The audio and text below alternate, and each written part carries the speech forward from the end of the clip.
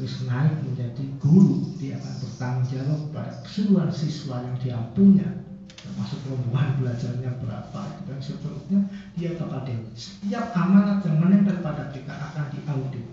Pertama audit vertikal, Allah urusannya fama ya'mal misqala dzarratin khairan yarah, terus fama ya'mal misqala dzarratin. Dan kedua audit horizontal. Audit horizontal kalau yang vertikal itu urusannya tauhid. Nomor loro audit horizontal itu apa? Vertikal ada dua, syariat agama, yang kemudian kedua adalah regulasi. Apakah SKP kita, rencana kerja kita sudah sesuai dengan, kita punya rencana kerja dalam 1 tahun 100 poin, di 1 tahun 100 poin yang kemudian yang realisasi ada 70 ya DPT-nya nilainya gue lah 70. Anggur swidak ya sudah, di bawah bang batas ya nilainya baik. Ini audit-audit yang ada di sekitar kita. Kalau yang horizontal itu bahwa kinerja kita diukur, dilihat oleh masyarakat, oleh wali murid, oleh output, ini semuanya akan dilihat. Jadi sekolah itu bakal diminati, punya magnet luar biasa terhadap animo masyarakat. Itu sebetulnya ada sesuatu itu yang dijual itu kualitas mutu. Kita punya sekolah itu ya singkat dulu mutu nih.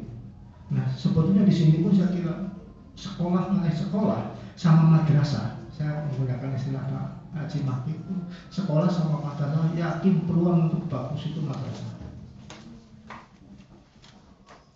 Andaikan kita tak tahu bahwasannya kecenderungan masyarakat itu sudah berpikir simpati mau kiai, kepengen anakku pintar agama, tapi si orang ketinggalan umum. Terus kemudian orang-orang yang tadinya sekuler banget lah, pikiran itu dunia, berarti sudah mulai pada sampai dari titik kulminasi, ternyata orang pintar nang Indonesia cukup berbejat kabeh. Ya orang kepengen aku anak pintar tapi anaknya bejat, mending terlalu MTS. MTS menjadi solusi Pak. Hanya saja sampai hari ini ternyata kalian pada pede ikut ngomongnya kok bahwa sekolah kita itu sekolah yang bisa menjawab dari berbagai problematika pendidikan sekarang itu. Tapi kita lagi-lagi malah grondi MTS di sini. Jangan. Kalau saya bangga sekali. Apalagi dengan beberapa kemarin sudah terbukti bahwa MTS 1 sudah luar biasa apresiasinya. Ini yang saya seperti ini beda lah. Kenapa nggak ada bedanya sebetulnya selama kita itu mau semua kalau namanya MTS punya peluang yang sama. Saya sedikit pernah berdiskusi dengan Pak Azhar, pernah dengan Pak Azhar yang kepingin bikin makmum bulan. Kalau kepingin bikin makmum bulan, kalau menurut saya itu ya dimulai dari Raudatul Asal unggulan. Kan gitu. Jadi kita arahnya one page. Mulai dari Raudatul Asal unggulan, terus MI unggulan, Min unggulan. Min unggulan itu nggak bisa menerima sekolah kalau tidak dari Raudatul Asal unggulan. Nah MTS unggulan tidak mau menerima kecuali dari MI yang unggulan itu, dan seterusnya baru ketemu yang namanya madrasah aliyah unggulan. Mungkin tiba-tiba aliyah unggulan, tetapi mereka juga masuk dari sana yang nggak bisa ngaji, jenis kelaminnya nggak jelas nanti. Kalau saya berpikirnya seperti itu. Dan juga sempat itu bikin yayasan, Pak bikin SMP, saya tidak akan bikin SMP Ulil Albab, tetapi saya akan bikin SD filial lagi.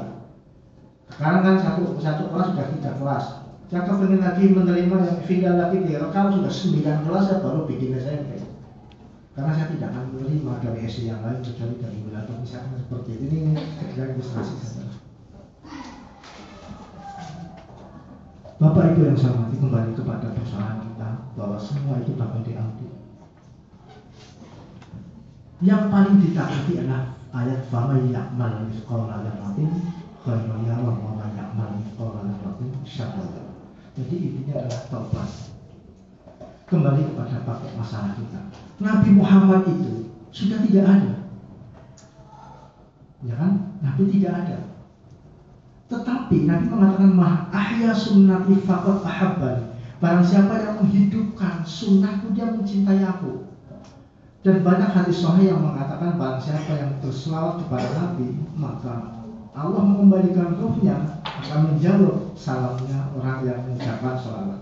Bahkan ada hadis yang mengatakan manzaroni ba'da mauti ka manzaroni fi hayati. Barang siapa yang berziarah bertandang ke makamku ketika sudah saya mati, maka dia sama sebetulnya bertandang ke saya di saat saya masih hidup. Karena saya bisa menjawab pertanyaan-pertanyaan. Nah, Bapak Ibu yang saya hormati, Indonesia ini sudah dinyatakan sebagai daerah bencana.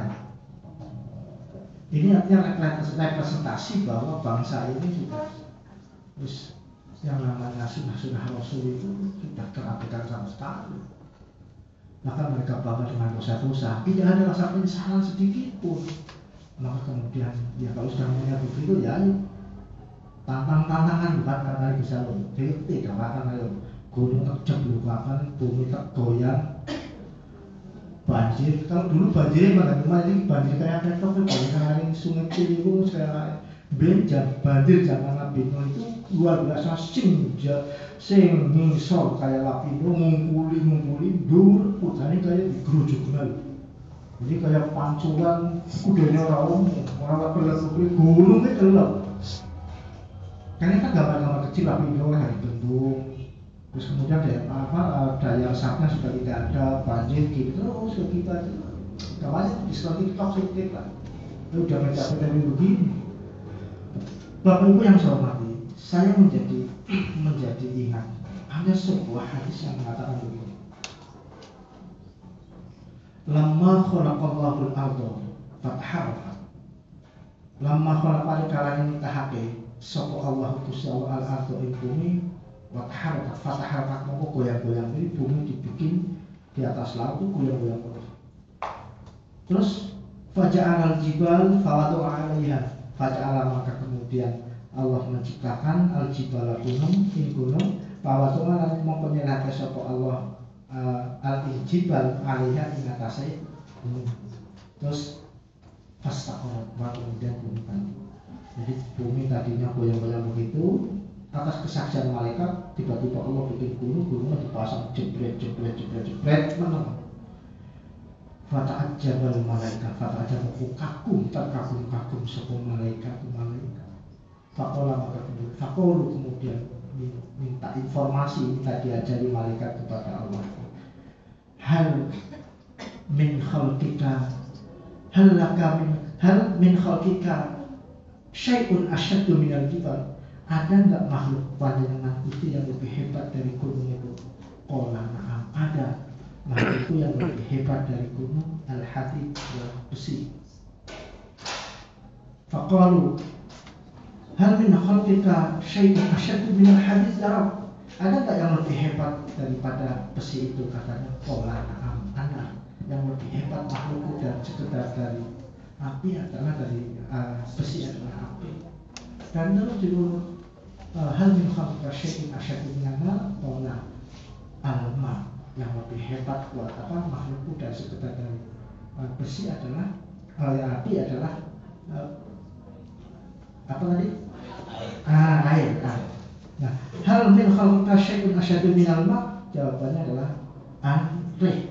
Yang lebih hebat dari air adalah makhluk itu adalah angin.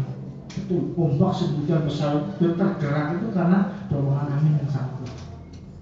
Terus hal min khalqika syai'un asyaddu minal rih, yang lebih kuat hebat dari dari angin itu apa? Katanya Ibnu Adam ya tasaddaqu sadaqatan biyaminihi wa yukriha panshima. Oh, yang lebih hebat dari semua itu adalah makhluk anak Adam yang bersedekah, ada rasa empati terhadap orang lain, dia bersedekah dengan segitu ikhlasnya sampai diilustrasikan sedekah dengan tangan kirinya nggak ngerti. Ini ternyata bahwa yang namanya sikap dermawan adalah sunnatul Rasul. Kalau sekarang darurat bencana, artinya bahwa di Indonesia ini sudah tidak ada lagi orang hebat yang sehingga bisa menaklukkan gunung, menaklukkan besi, menaklukkan api, menaklukkan air, menaklukkan angin. Kalau sudah merupakan darurat bencana, ini representasi bangsa ini berakhir kabeh. Nabi tidak ada. Dari ini kemudian sebetulnya bencana yang kalau kita petakan bencana di bangsa ini adalah pertama, betul bangsa ini pertama-tama adalah bencana kekuasaan. Persoalan tanggung jawab yang sudah penyalahgunaan wewenang dan tanggung jawab itu kemudian yang disebut sebagai melahirkan bencana kekuasaan. Bukankah dalam jabatan itu di sana ada disebutkan dalam kaidah usul fikih tasarruful imam ala ra'iyah namun bil maslahat.